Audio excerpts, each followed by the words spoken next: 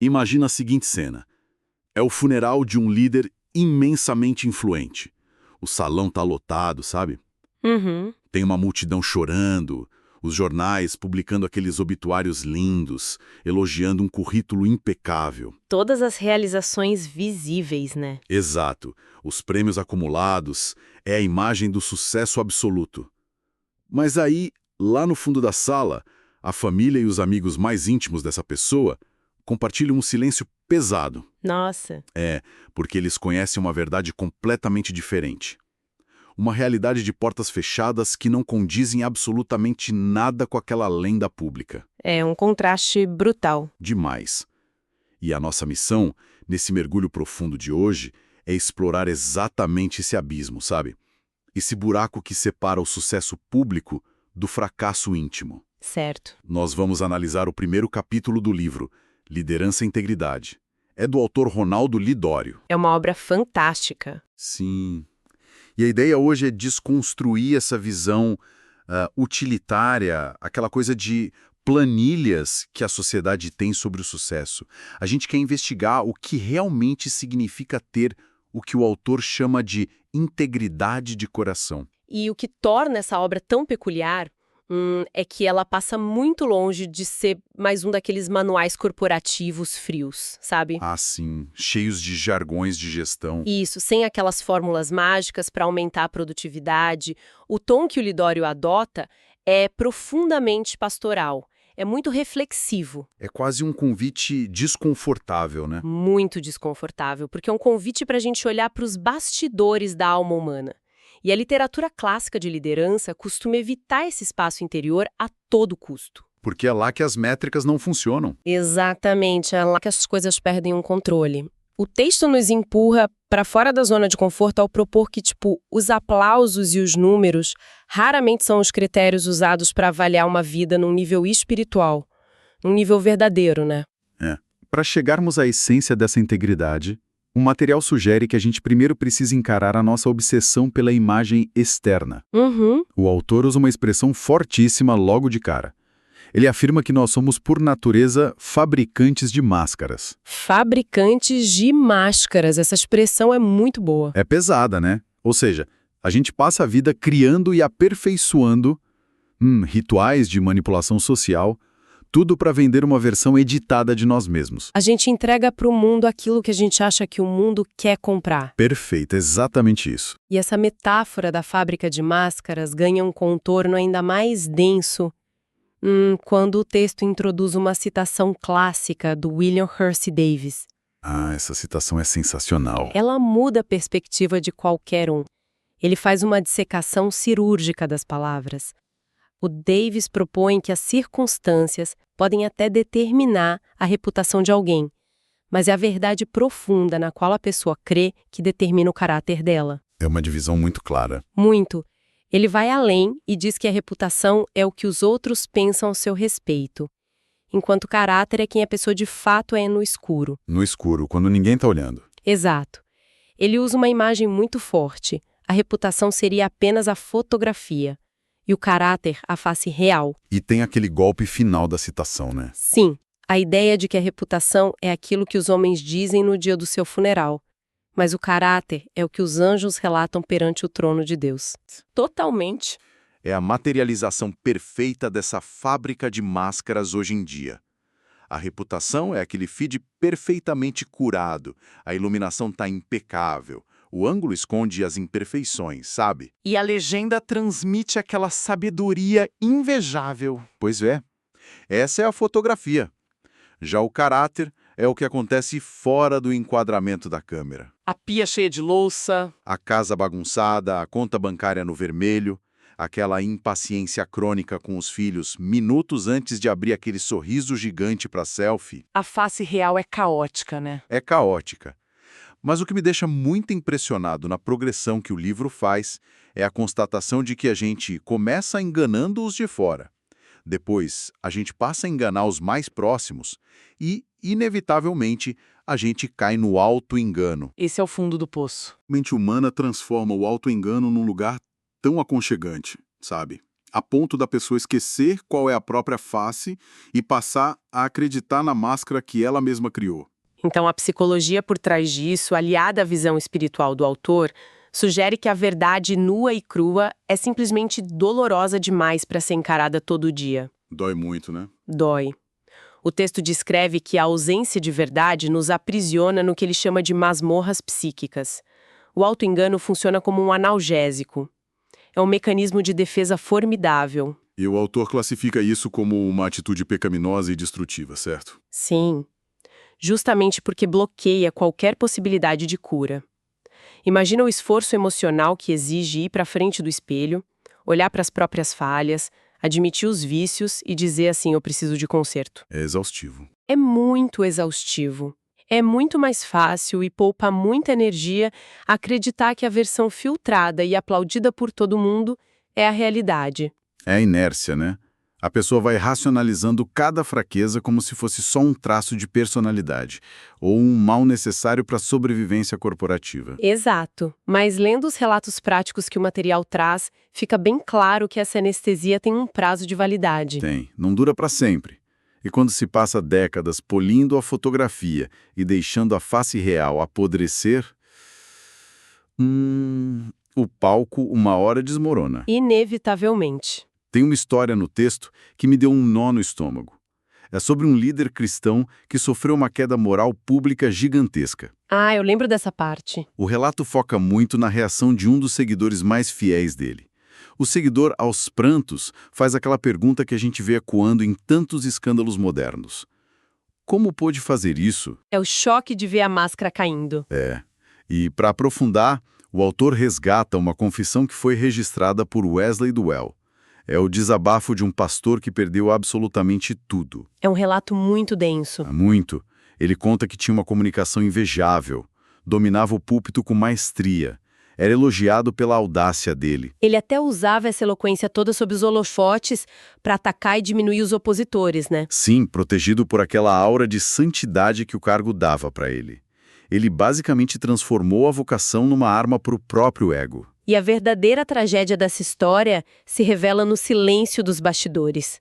Esse mesmo homem, que era um leão diante do público, confessou que, quando as luzes se apagavam e ele voltava para casa, o coração dele estava absolutamente vazio. Ele estava sustentando um holograma. Um holograma. Ele sobrevivia só à base da própria reputação, sem nenhuma raiz de caráter para segurar a estrutura. E a conclusão a que ele chega depois que a máscara é arrancada é assustadora para qualquer pessoa em posição de liderança ou influência. Qual foi a conclusão dele? De que uma reputação que exige 30 anos de suor, de sacrifício e estratégias para ser construída pode ser pulverizada em 30 minutos de exposição na mídia, se não tiver um alicerce de verdade íntima. O caráter é o único seguro de vida contra a ruína pública. O que levanta uma questão quase paradoxal na minha cabeça. Qual? Porque a lógica comum diria pra gente que uma pessoa muito exposta, que trabalha sob holofotes fazendo coisas teoricamente boas, se tornaria cada vez mais íntegra, justamente por estar sempre sendo observada. Faz sentido na teoria. Sim, mas parece que, ironicamente, o excesso de luz no palco cria as sombras mais densas nos bastidores. Como é que os ótimos resultados, tipo a empresa faturando alto, a organização crescendo, as metas batidas, como isso atua como um narcótico, como cega quem está na cadeira de liderança? Então, esse é o grande perigo de você basear a liderança puramente em carisma e eficácia operacional. O mundo moderno é muito pragmático. Se os números estão verdes na planilha, a sociedade valida o líder. O que importa é o resultado. A plateia passa a aplaudir a utilidade daquela pessoa, a função que ela exerce, e não o ser humano que ela é. Nossa, isso é muito profundo. E o efeito narcótico acontece porque o líder começa a internalizar uma lógica distorcida. Ele pensa, se os resultados do meu trabalho são tão bons, se tantas pessoas estão sendo beneficiadas e aplaudindo, isso significa que o meu coração também deve estar no lugar certo. Ah, entendi. É a falsa premissa de que o sucesso externo anistia a corrupção interna. Exatamente. O líder passa a acreditar que Deus, ou o universo, ou o mercado está abençoando a vida dele, quando na verdade as pessoas só estão consumindo o produto dele. Que soco no estômago. O autor é categórico ao afirmar que nenhuma virtude sobrevive sem o alicerce do caráter. A proposta do livro é que a vida só faz sentido quando é vivida para Deus. O que significa viver por uma audiência invisível, né? Uma audiência de uma audiência que enxerga no escuro, e não para arquibancada que só consegue enxergar o que está sobre o refletor. E quando essas histórias catastróficas, tipo a desse pastor, vêm à tona, ou quando qualquer um de nós é pego numa contradição flagrante, a primeira linha de defesa quase nunca é o silêncio reflexivo. Ah, nunca é. A defesa costuma ser uma tentativa de capitalizar em cima da própria falha. A pessoa vem a público e diz, sim, eu errei, eu sou falho, mas pelo menos eu sou sincero. Eu não escondo as minhas fraquezas. Virou moda isso. Parece que transformar a vulnerabilidade num escudo virou a grande estratégia de relações públicas da nossa era, sabe? É a falsa humildade, né? Sim. Mas o livro traça uma linha de corte brutal aqui. Ele alerta que sinceridade e integridade são conceitos muito diferentes. E a explicação etimológica que o texto traz para a palavra sinceridade é um verdadeiro choque de realidade. É incrível essa parte. A viagem à raiz dessa palavra ilumina muito o debate. A palavra sinceridade, que deriva do latim sinceros, tem a origem dela associada aos mercados de esculturas da antiguidade romana. Tá, e como funcionava isso? Esculpir no mármore era uma arte implacável. Um golpe de cinzel levemente mais forte e a pedra sofria uma rachadura. E aí estragava a peça inteira. Pois é. E os comerciantes desonestos, para não perderem o material e o lucro, preenchiam essas rachaduras com uma cera especial. Ah, para disfarçar. Isso, uma cera que imitava a cor da pedra e depois eles poliam a peça.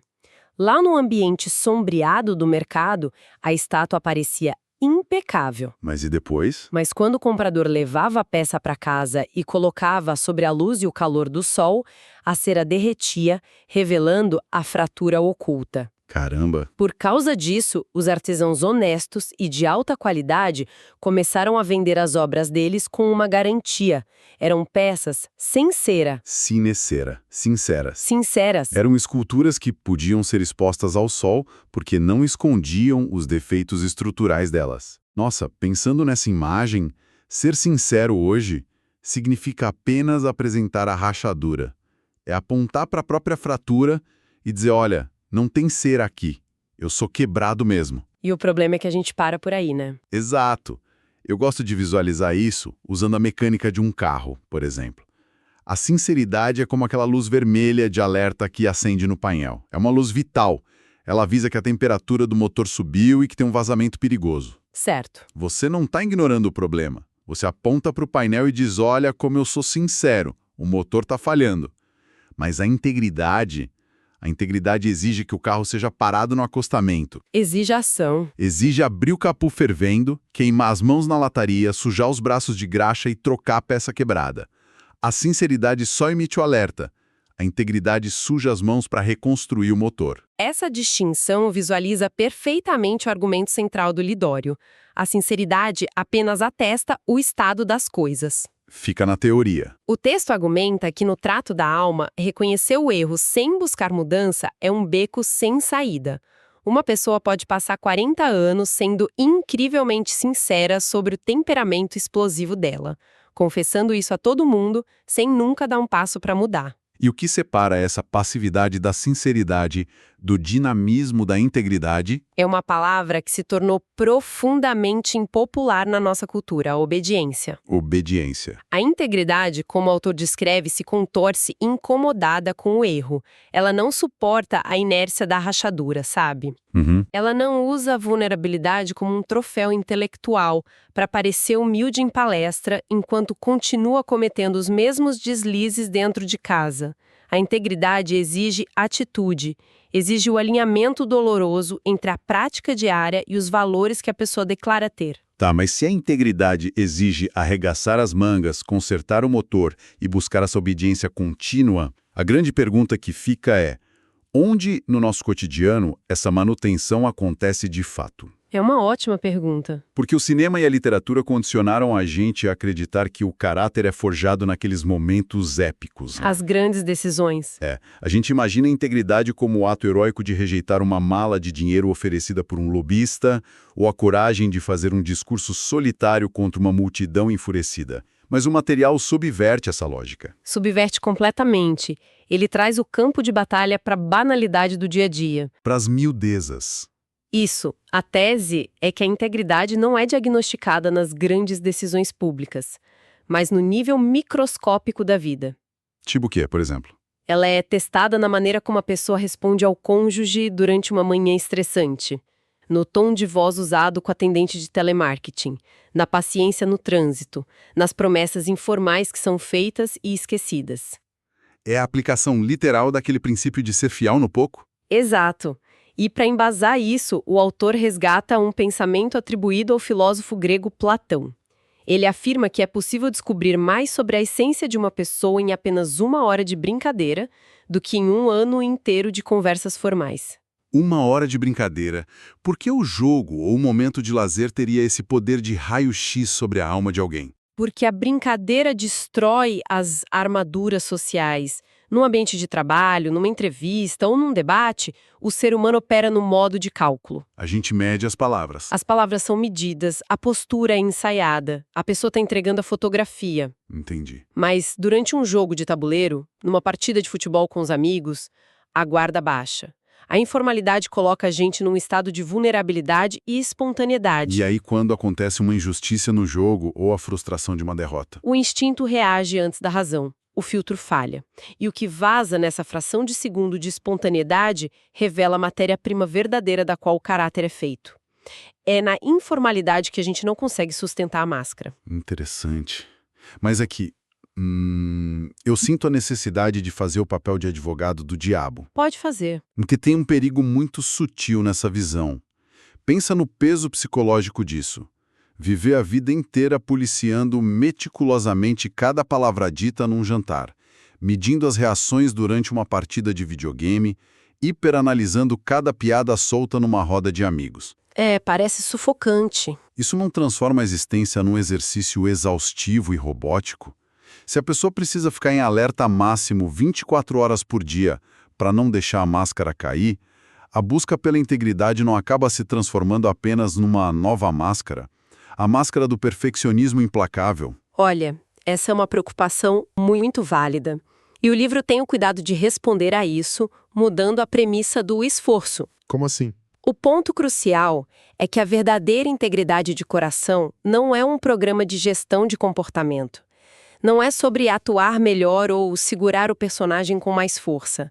É sobre transformação de natureza. Entendi. O autor usa a lógica da botânica.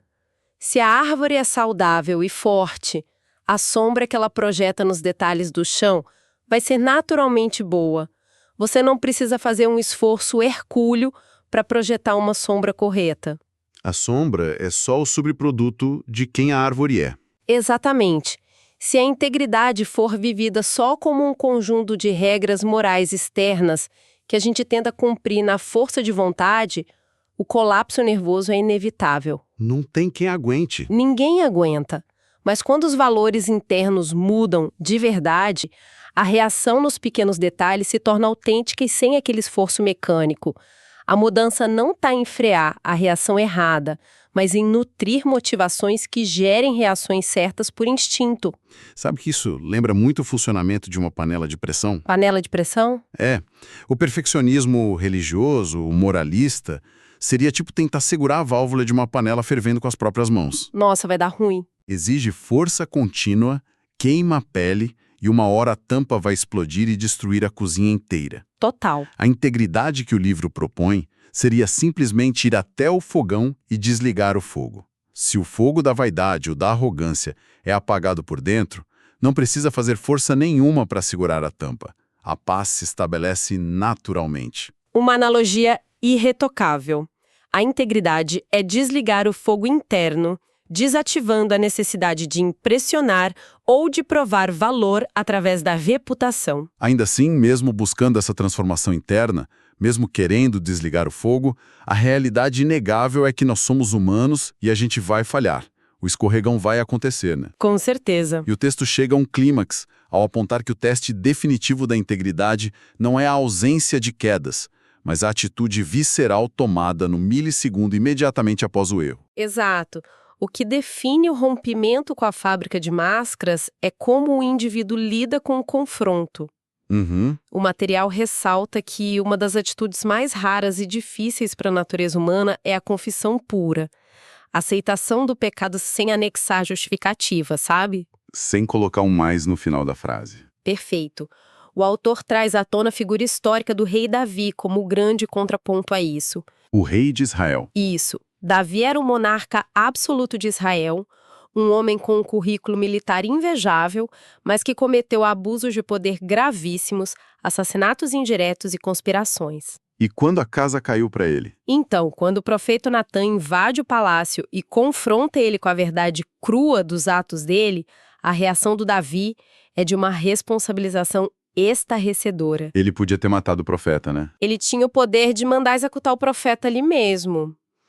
Ele poderia ter invocado a pressão psicológica do cargo, a solidão da coroa, as ameaças de guerra nas fronteiras, qualquer coisa para diluir a própria culpa. Se a gente fosse traduzir isso para nossa realidade corporativa moderna, o Davi poderia ter contratado a melhor agência de relações públicas. Com certeza. Teria soltado uma daquelas notas oficiais clássicas, né? Não lamento profundamente se as minhas ações foram mal interpretadas. Meu objetivo sempre foi o bem do reino. É a famosa gestão de crise. Sim, a gente vive numa sociedade que elevou a gestão de crise à categoria de arte. Nós somos exaustivamente treinados em controle de danos. A cultura ensina a gente a formular pedidos de desculpa que protegem a marca pessoal contra cancelamentos, mas que nunca tocam na raiz da culpa. Nunca. Então, como é que um líder destrói esse hábito tão enraizado de terceirizar a culpa e passa a abraçar a confissão dolorosa e não diluída que o Davi demonstrou? Como a gente desaprende a racionalização? O texto aponta que a racionalização é o nosso instinto mais primitivo. Desde criança, nosso primeiro reflexo diante do copo quebrado é culpar o irmão, o vento ou o próprio copo, né? O copo escorregou da minha mão. Exato. Racionalizar é usar a inteligência para construir uma arquitetura de desculpas lógicas, tudo visando escapar do arrependimento. E qual é o combustível disso? O combustível dessa arquitetura é o orgulho. Para desaprender esse mecanismo, o primeiro passo, segundo a reflexão do Lidório, é uma quebra radical desse orgulho. É preciso aceitar a morte do ego. Dói só de ouvir. Dói muito. O ídolo da reputação, aquela necessidade doentia de ser bem visto pelos conselhos de administração ou pelo tribunal das redes sociais, tudo isso precisa ser derrubado. Senão a gente continua passando cera. Isso. Enquanto a pessoa estiver mais preocupada com o controle de danos da imagem dela do que com a integridade do coração dela perante a própria consciência, ela vai continuar espalhando cera sobre as rachaduras.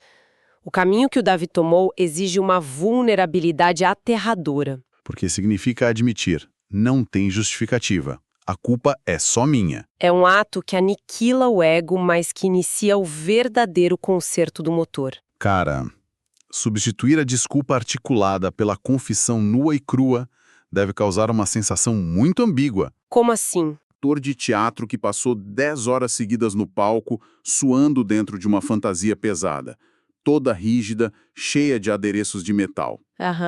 Aquela coisa sufocante.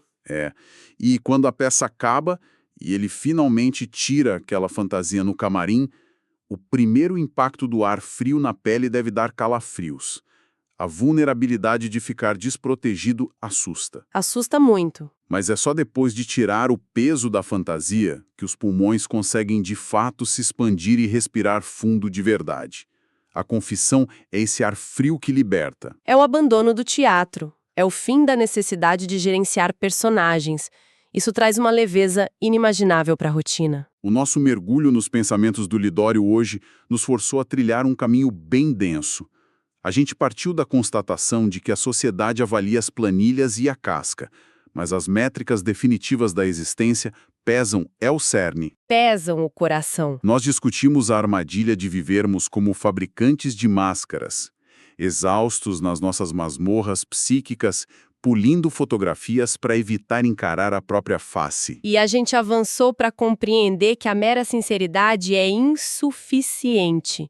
A sinceridade só aponta para a rachadura, mas a integridade arregaça as mangas em obediência para efetuar a mudança. O conserto do motor. E que essa manutenção não acontece nos holofotes, mas nos testes minúsculos da vida comum, nas respostas mais espontâneas. E, finalmente, nós vimos que o rompimento total com o auto-engano exige a coragem de assumir a responsabilidade total pelos erros, abandonando a muleta da racionalização. E o escudo da gestão de crise. É um lembrete contundente, né, de que abandonar o espetáculo da reputação e buscar a integridade de coração é uma jornada que dura a vida inteira. Requer abrir mão do controle da nossa imagem em favor de uma consciência limpa. É a escolha por uma vida indivisível, sem cera, sem maquiagem, apenas o alívio profundo de ser exatamente a mesma pessoa na luz e na sombra. Para quem acompanha a gente e mergulhou nesse tema hoje, fica uma reflexão final. Algo para reverberar e incomodar positivamente as ideias depois que essa conversa termina. Qual é a provocação? Se a partir de amanhã de manhã, absolutamente cada palavra sussurrada a portas fechadas, cada pensamento silencioso nutrido e cada atitude solitária tomada nos bastidores invisíveis da sua vida fossem repentinamente transmitidos ao vivo, sem cortes, num telão gigantesco em praça pública. Uau! A reputação que você construiu com tanto suor sobreviveria ao impacto devastador do seu caráter real? Talvez a melhor decisão para hoje seja simplesmente deixar cair a primeira fantasia pesada.